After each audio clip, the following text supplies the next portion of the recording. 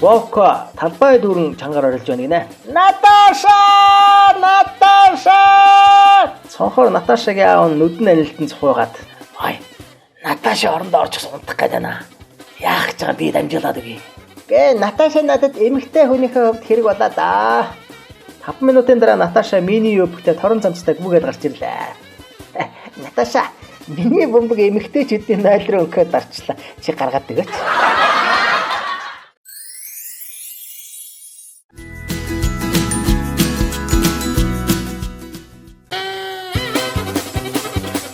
За, та ч ингээд нас идтэй байлаа. 40. Нойдлон бас 40-тэй байсан биз. Би 1 жил өвдсөн. Гэхдээ та 1 жил амьдэрсэн л гэсэн үг шүү дээ. Хэнийг ямар амьдрал гэдэг юм?